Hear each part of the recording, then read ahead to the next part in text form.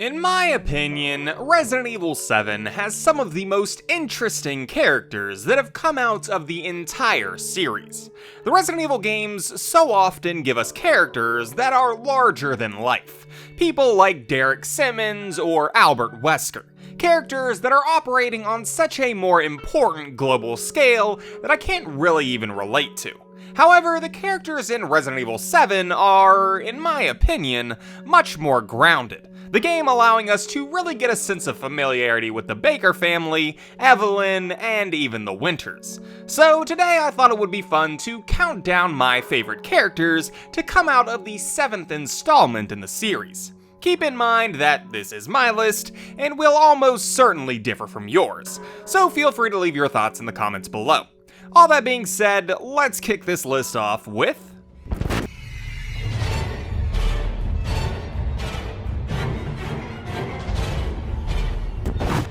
I've always found Marjorie Baker to kind of be the odd one out of the Baker family.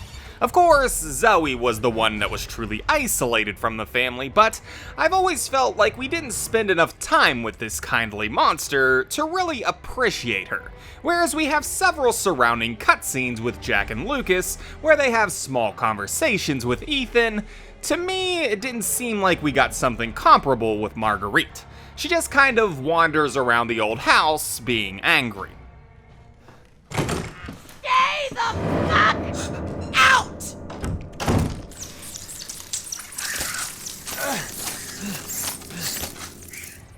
That being said, however, her power, aside from Evelyn's, is easily the most interesting in the game.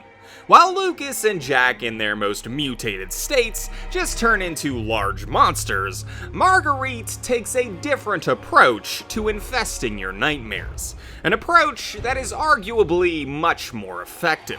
Marguerite keeps her upper torso for the most part, but her stomach and crotch transform into a disgusting insect hive that is just all kinds of nasty, especially if you're not a fan of bugs. Marguerite has to have one of the most interesting designs in terms of her transformation, but sadly that's kind of where it stops for me. She does get some interesting backstory. It's through her eyes that we kind of see what Evelyn's infestation of the Bakers was like, but her story is really just regulated to that one note when we get so much more for characters like Jack or Lucas. So while Marguerite is a very memorable part of this game, she's not quite fleshed out enough to make it any further on my list.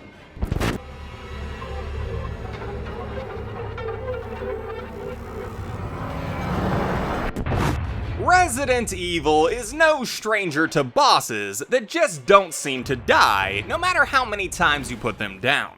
Birkin had multiple forms in Resident Evil 2, Derek Simmons just refuses to be put down in RE6, and Jack Baker follows that trend in this iteration of the series. In the base game, I believe we fight Jack 3 separate times. The garage, the chainsaw fights, and just after you've reunited with Mia. However, while in some of the previous games these fights with the same character over and over again have gotten a bit repetitive to me, I never really got to that point with Jack. Although, to be fair, for the longest time it just went over my head that this was actually Jack. Until like my third playthrough, I thought that this was Lucas. Zoe, get your ass back to the house. I will deal with you later.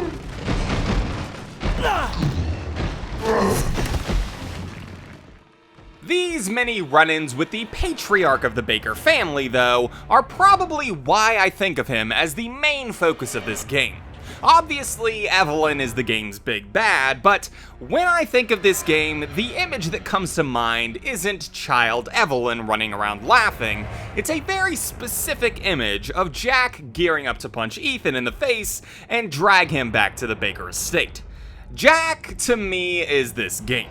He's a tragic character who's a victim of bioterror, and unlike a character like Mia, he's not a victim because of a situation that he chose to put himself in. He's a victim because of his own kind intentions, like most of the Baker family. That being said, however, beyond my heavy association between him and this game, his personality just isn't that intriguing to me. Certainly, he's interesting, but he's kind of just a blunt attacker, just there to show off how the Bakers are sadistic and unkillable. So, while I am a fan of Jack, unfortunately for me, he doesn't make it past the 4th spot on this list.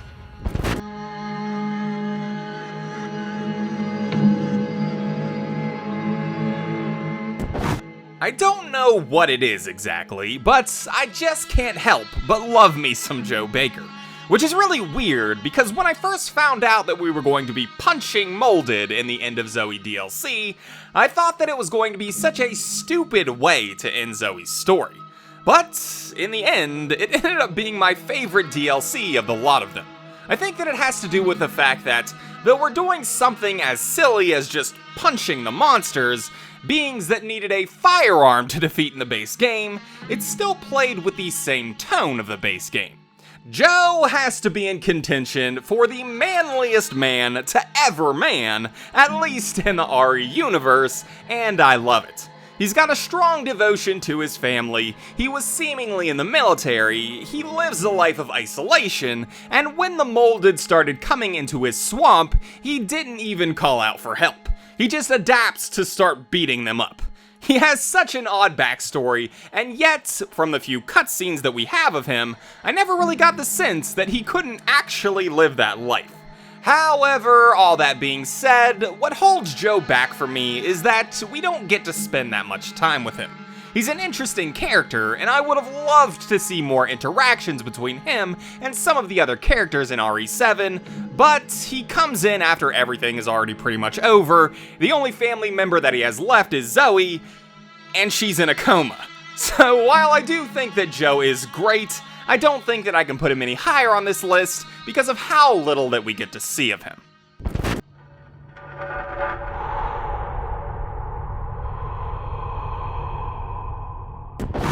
It is very rare that I can empathize with a villain all the way through their inevitable atrocities. However, Evelyn is one of the few where I can almost get there.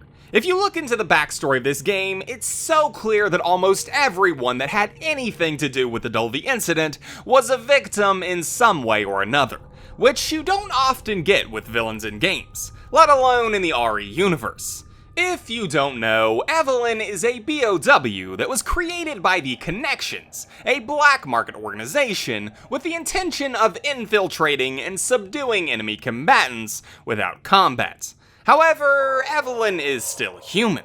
She was basically a test tube child who was raised in captivity and taught how to exist through the evil lens by which the Connections wanted to use her. And while she was in captivity, she yearned for a family. She understood the concept, but not really the function. And that function was diluted by the evils that the Connections called on her to commit. So, when she got free of their influence, she attempted to create what she wanted, but she didn't truly understand it. To me, she's probably the most interesting character in this game to look at psychologically, and her final dialogue before becoming a monster is actually pretty heartbreaking when you understand her story. Why does everyone hate me?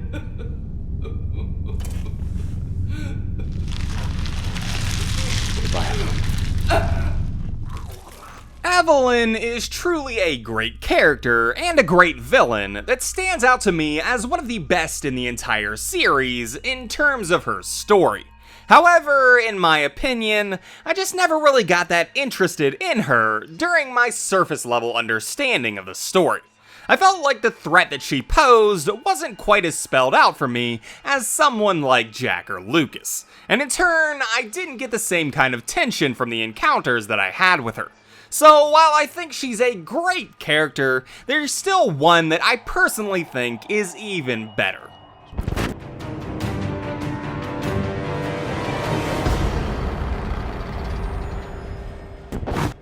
There is just something that I've always loved in media about a maniac who just embraces that they're the bad guy and they just roll with it. And Lucas is the absolute perfect example of this in Resident Evil 7. In my opinion, not only is he the most interesting of the Bakers, but he's also the best fleshed out of any character in the game, with the exception of perhaps Evelyn. Lucas grew up with some kind of mental issue that we never get full context for, and that mental issue is presumably what allowed him to be as brutal and evil as he would end up being. Now, you can try and take that off all you want, but I'd advise against. My hand might slip and... Lucas, no! Oops. Now, here's the deal. To me, Lucas stole the spotlight from Evelyn and made me want to follow his story more than hers. And luckily, we did end up getting a conclusion to that story in the subsequent DLCs, seeing Lucas go up against series veteran Chris Redfield, which is kind of an honor to his character for him to go out to such a prestigious foe. Lucas is so much fun to interact with. His dialogue is playfully evil, and his comments to Ethan and sour attitude let you know that you're just a new plaything to him. And that's not even to mention that he brings puzzles back to the game in a way that I think was great, and would have been even more interesting if he didn't die at the end of the DLC. Resident Evil as a series is known for its sort of outlandishly odd security puzzles, such as the shadow doors. Like, who would ever have that kind of thing in their home? However, Lucas offered an interesting take on the convolution of some puzzles, like his rigged puzzle that he puts Clancy and Ethan through. If he'd stuck around, it would have been a great way to introduce a lore-friendly reason for these things to be there in future installments. Sadly, that won't be a thing because he's gone, but in an alternate reality, it would have been great. Lucas is a fascinating character that brings a lot of fun conflict to Resident Evil 7, and so he earns my #1 spot on this list. Anyways, those are my picks. What are yours? Feel free to let me know what you think in the comments below. In my opinion, Resident Evil 7 gave us one of the most cohesive and fun to follow stories of the entire series, and the characters are what made that story what it was. All that being said, I hope you enjoyed the video, and I hope to see you all in the next one.